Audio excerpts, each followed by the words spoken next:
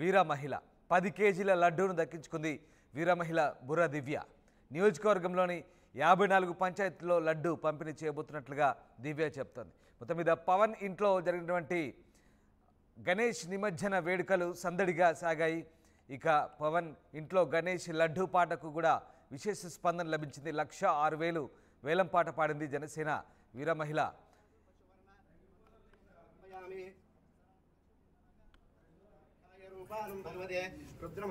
లక్ష్మీదేవతాసుర్వశువర్ణ మంత్రపుష్పం సమర్పయామి. ఒక్కసారి ప్రదక్షిణ చెందలాగా సర్వదేవతాభ్యాయ రూపానం భగవతే రుద్రమందిశాయ నమో నమః.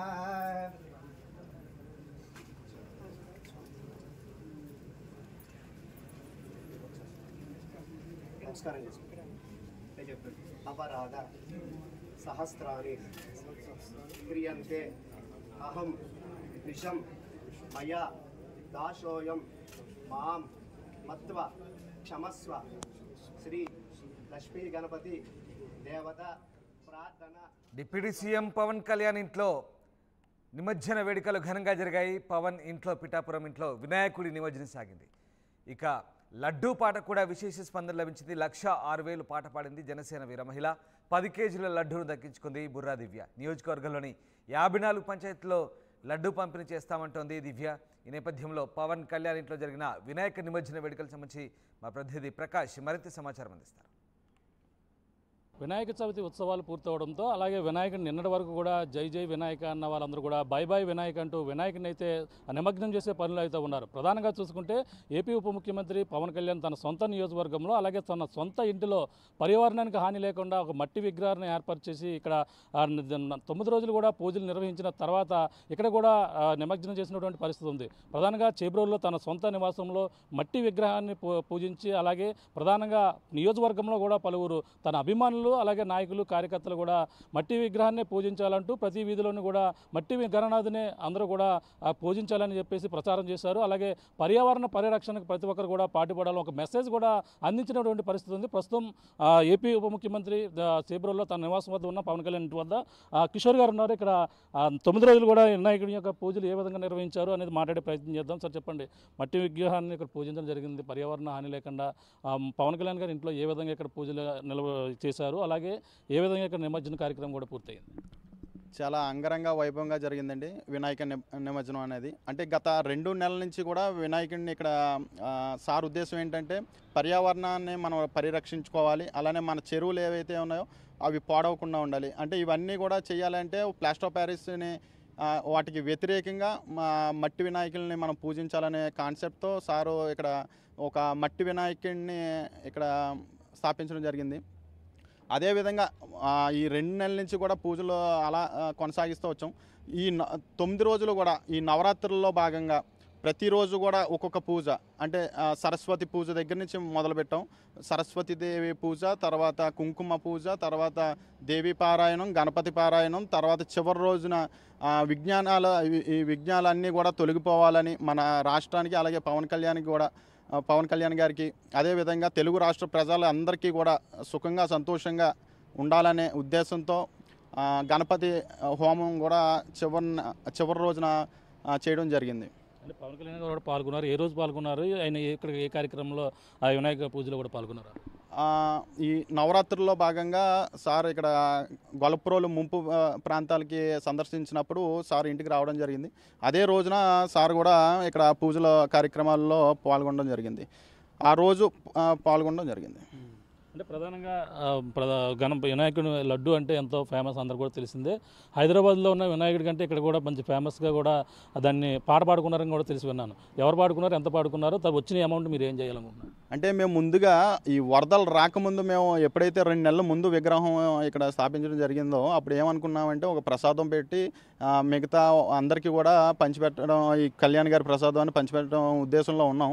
కానీ ఎప్పుడైతే వరదలు వచ్చినాయో అప్పుడు ఆ రోజు ఏమనుకున్నామంటే ఒక మంచి సంకల్పంతో తర్వాత ఒక ఆశయంతో సార్ కళ్యాణ్ గారు ఉంటారు కాబట్టి అదే ఆశయాలతో మేము కూడా ముందుకు వెళ్ళి ఒక పాట అలా పెట్టి ఈ వచ్చిన డబ్బు ఏదైతే ఉందో అది వరద బాధితుల నిమిత్తం మనం అది సార్కి అందజేయాలనే ఉద్దేశంతో మేము కూడా వెళ్ళడం జరిగింది. అదేవిధంగా ఆ రోజు పాట అని తెలిసి తర్వాత మన బీజేపీ ఇన్ఛార్జ్ గారు అయిన రాజు గారు, బుర్రా రాజు గారు, వాళ్ళ మిస్సెస్ అయిన బుర్రా దివ్యరాజు గారు కూడా ఆ పాటలో పాల్గొనడం జరిగింది. అదే రోజు 1,06,000 రూపాయలకి దివ్యరాజు గారు పాట తీసుకోవడం జరిగింది.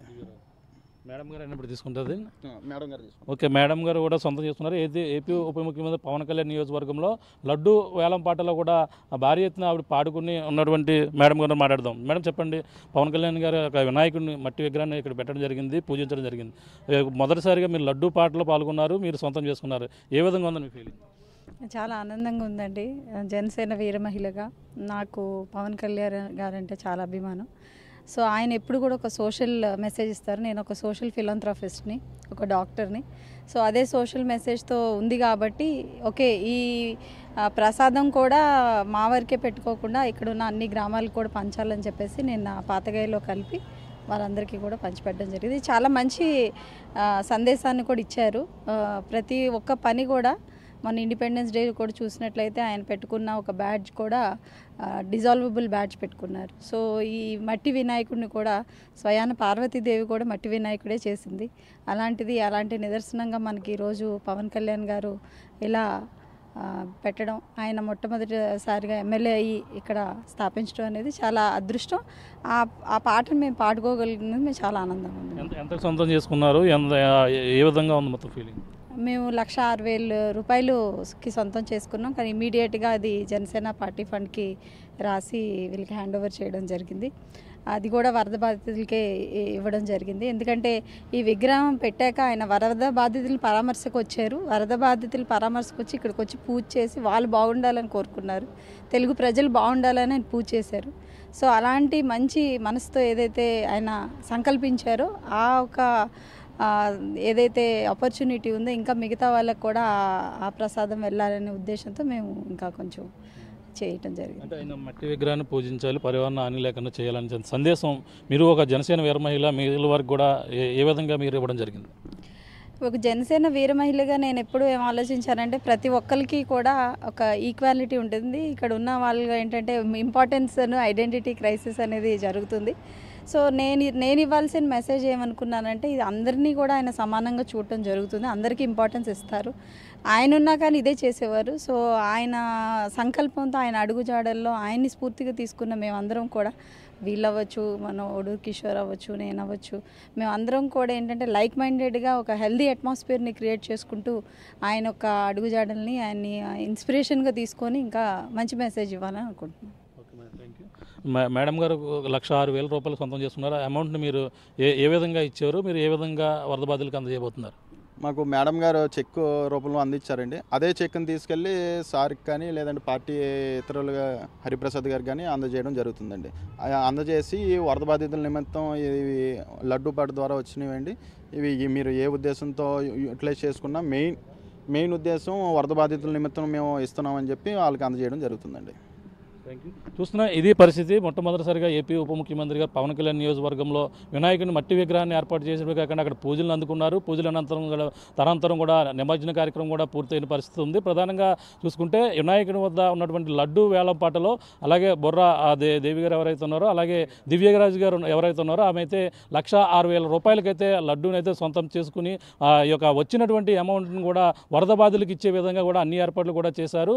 ఒక జనసేన వీర మహిళలుగా తనకెంతో ఆనందంగా ఉంది. తన లడ్డు పాటని సొంతం చేసుకుని కాకుండా ప్రతి ఒక్కరు కూడా అది అందజేసే విధంగా పాతకేయలో కూడా సంబంధించినటువంటి కార్యక్రమాలు కూడా చేసినటువంటి పరిస్థితి ప్రధానంగా ఉంది.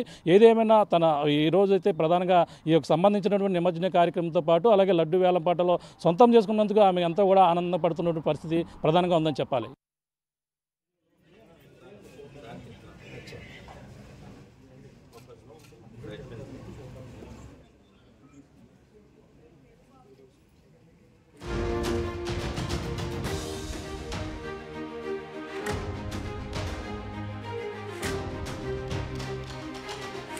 AP deputy CM Pawan Kalyan ఇంట్లో నిమజ్జన వేడుకలు కోలాహలంగా సాగాయి. పిఠాపురం పవన్ ఇంట్లో మట్టి వినాయకుడి నిమజ్జనం జరిగింది. పవన్ ఇంట్లో గణేష్ లడ్డూ పాటకు విశేష స్పందన లభించింది. 1,06,000 పాట పాడింది జనసేన వీర మహిళ. 10 కేజీల లడ్డూను దక్కించుకుంది వీర మహిళ బుర్ర దివ్య.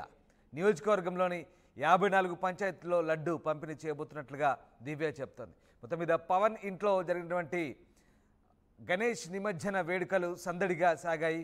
ఇక పవన్ ఇంట్లో గణేష్ లడ్డూ పాటకు కూడా విశేష స్పందన లభించింది. 1,06,000 వేలం పాట పాడింది జనసేన వీర మహిళ.